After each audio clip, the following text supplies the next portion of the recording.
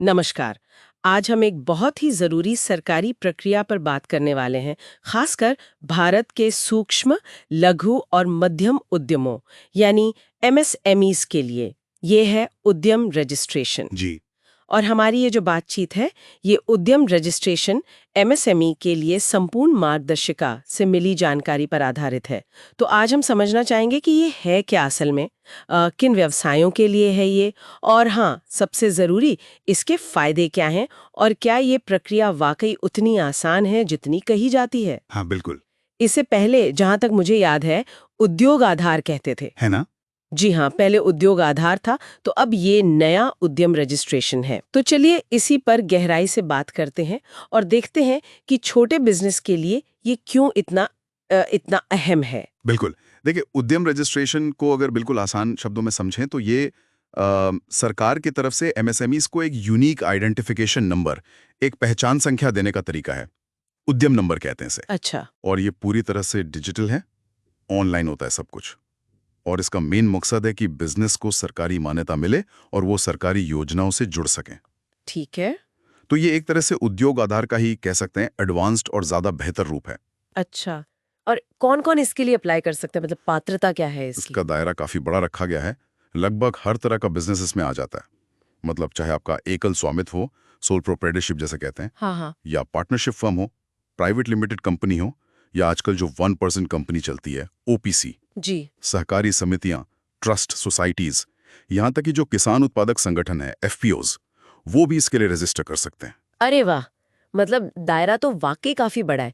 लेकिन जब भी सरकारी काम का नाम आता है ना, तो दिमाग में पहले वो लंबे चौड़े फॉर्म्स और डॉक्यूमेंट्स की लिस्ट आ जाती है। हाँ, अक्सर ऐसा होता है। क्या यहाँ भी वैसा ही है? मतलब कितनी मुश्किल है ये प्रोसेस? देखिए, यही इसकी सबसे अच्छी बात है।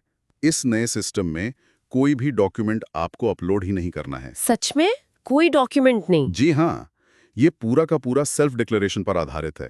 मतलब आप खुद जानकारी देते हैं। अच्छा। आपको बस जो बिजनेस का मालिक है उसका आधार कार्ड नंबर चाहिए, पैन कार्ड नंबर चाहिए, और वो मोबाइल नंबर जो आधार से लिंक हो। ओटीपी आता है उस पे। बस इतना ही? हाँ, बस इतना ही। ईमेल आईडी ऑप्शनल है, दे दें तो अच्छा है कम्युनिकेशन के लिए, पर जरूरी नहीं। अरे! ये तो कमाल है। मतलब कोई कागज स्कैन करो, अपलोड करो, वो सब झंझट नहीं। बिल्कुल नहीं। ये तो प्रोसेस को बहुत ही आसान बना देता है। लेकिन आपने कहा सेल्फ डिक्लेरेशन, इसका मतलब क्या सरकार बाद में चेक नहीं करती जानकारी को? नहीं नहीं, ऐसा नहीं है।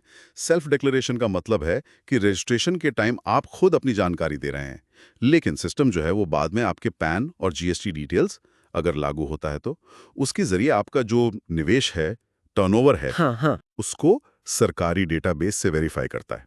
तो इससे प्रोसेस आपके लिए आसान रहता है, लेकिन एक तरह की अकाउंटेबिलिटी भी बनी रहती है। अच्छा, ये समझना जरूरी था। ठीक है। अब आते हैं सबसे अहम सवाल पर कि ठीक है, रजिस्ट्रेशन करवा लिया, नंबर मिल गया, पर इससे मिलेगा क्या? असल फायदा क्या है? कोई छोटा उद्यमी क्यों करवाए ये? देखिए, फायदे कई हैं और काफी महत्वपूर्ण भी हैं। सबसे पहला तो ये कि जो सरकारी योजनाएं आती हैं एमएसएमईज के लिए, उनमें प्राथमिकता मिलती है। फिर बैंकों से लोन मिलने में आसानी होती है, और खास बात यह कि कई बार बिना किसी गारंटी के, मतलब कोलैटरल फ्री लोन मिलने की संभावना बढ़ जाती है। अच्छा, बिना गारंटी के? जी हाँ, खासतौर पे जो सीजीटीएमएससी स्कीम है, क्रेडिट गारंटी वाली, उसके तहत ये मुमकिन होता है। ये तो बहुत बड़ी बात है छोटे बिजनेस के लिए। बिल्कुल। इसके अलावा कुछ टैक्स में भी रियायतें मिल सकती हैं। सरकारी खरीद होती है, गवर्नमेंट प्रोक्योरमेंट या टेंडर्स निकलते हैं। हाँ हाँ, टेंडर्स। उनमें हिस्सा लेना आसान हो जाता है। कई बार कुछ रिजर्वेशन या छूट भी मिलती है इनको। तो इससे बिजनेस को नए मौके मिलते हैं। अच्छा। और एक और बात, ये आपके बिजनेस को एक फॉर्मल पहचान देता है। इससे आपकी क्रेडिबिलिटी बढ़ती है, ब्रांड वैल्यू बनती है। हाँ, वो तो है। जो एक्सपोर्ट करते हैं उनके लिए भी कुछ खास स्कीम्स हैं।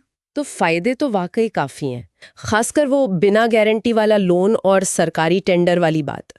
आपने सरकारी योजनाओं का जिक्र किया। क्या कुछ ऐसी मेन स्कीम्स हैं जिनके लिए ये जरूरी ही है, मतलब इसके बिना काम नहीं चलेगा? हाँ, ये जानना बहुत जरूरी है। कई खास सरकारी योजनाएं हैं जिनके फायदे के लिए अब उद्यम रजिस्ट्रेशन अनिवार्य, मतलब मैंडेटरी कर दिया गया है। जैसे कि एक तो है प्रधानमंत्री मुद्रा योजना, पीएमएमवाई, जिससे छोटे लोन मिलते हैं। हाँ, मुद्रा लोन। फिर है प्रधानमंत्री रोजगार सृजन कार्यक्रम, पीएमईजीपी। ये नया बिजनेस शुरू करने में मदद करता है। और जैसा मैंने पहले बताया, सीजीटीएमएससी लोन गारंटी स्कीम, अच्छा। इनके अलावा भी कई तरह की एमएसएमई सब्सिडी स्कीम्स हैं या महिलाओं के लिए जो स्कीम्स आती हैं, उनमें भी अक्सर ये मांगा जाता है। सरकार ये पक्का करना चाहती है कि मदद सही और रजिस्टर्ड यूनिट्स तक ही पहुंचे। समझ गई। मतलब साफ है कि अगर सरकारी मदद चाहिए तो ये रजिस्ट्रेशन तो करवाना ही पड़ेगा। अच्छा, और इसकी कोई फीस लगती है? नहीं, और क्या ऐसे मतलब कहीं ऑफिस जाने की जरूरत है या घर बैठे फोन से हो जाता है? कहीं ऐसा तो नहीं कि ऊपर से फ्री लगे पर कोई हिडन चार्ज हो? नहीं, नहीं, ये प्रक्रिया बिल्कुल 100% मुफ्त है। सरकार कोई रजिस्ट्रेशन फीस नहीं लेती। पक्का? बिल्कुल पक्का। और इसे आप कहीं से भी अपने कंप्यूटर से या स्मार्टफोन से ऑनलाइन जो इनका उद्यम रजिस्ट्रेशन पोर्टल है उस पर जाके आराम से कर सकते हैं। अच्छा। हाँ, एक बात का ध्यान रखना जरूरी है कि कई बार लोग एजेंट्स वगैरह इस फ्री प्रोसेस के लिए भी पैसे मांग लेते हैं, हाँ, ये तो होता है। तो उनसे सावधान रहना है। खुद ही करें या किसी भरोसेमंद की मदद लें। और एक और जरूरी बात, एक पैन कार्ड पर सिर्फ एक ही उद्यम रजिस्ट्रेशन हो सकता है। अच्छा, एक पैन एक रजिस्ट्रेशन। जी, चाहे उस पैन के अंदर आपकी कितनी भी ब्रांच या फैक्ट्री हो, रजिस्ट्रेशन एक ही होगा। ठीक है, ये भी ध्यान रखने वाली बात है। तो कुल मिलाकर अगर हम देखें तो ये उद्यम रजिस्ट्रेशन सिर्फ एक नंबर या सर्टिफिकेट नहीं है। ये भारत में छोटे और मझोले बिजनेस के लिए आगे बढ़ने, फॉर्मल इकोनॉमी में आने और सरकारी मदद पाने का एक बहुत ही अहम रास्ता बन गया है। बिल्कुल सही कहा आपने। और सबसे अच्छी बात यह है कि प्रोसेस को इतना आसान, डिजिटल, बिना कागज वाला और मुफ्त बनाया गया है कि छोटे से छोटा कारोबारी भी इसे आसानी से कर सकता है। हाँ। ये जो सेल्फ डिक्लेरेशन वाला सिस्टम है ना, ये खास तौर पर उन लोगों के लिए बहुत सुविधाजनक है जो कागजी कार्यवाही से घबराते हैं या बचना चाहते हैं। ये वाकई में ईज ऑफ डूइंग बिजनेस को बेहतर बनाने की दिशा में एक कदम है। सही बात है। जाते जाते एक सवाल मन में आ रहा है, जब हम कह रहे हैं कि ये प्रक्रिया इतनी आसान है, इतनी फायदेमंद है, मुफ्त है, तो फिर भी ऐसी रिपोर्ट्स क्यों आती हैं कि अभी भी बहुत सारे लाखों की संख्या में जो योग्य एमएसएमईज हैं, उन्होंने ये रजिस्ट्रेशन नहीं करवाया है? सोचने वाली बात है कि इसके पीछे क्या कारण हो सकते हैं। क्या लोगों तक जानकारी ही नहीं पहुंची है, या डिजिटल डिवाइड एक मुद्दा है, या फिर लोग अपने रोजमर्रा के बिजनेस में इतने उलझे हैं कि इसे प्राथमिकता ही नहीं दे पा रहे हैं? इस पर सोचना जरूरी है।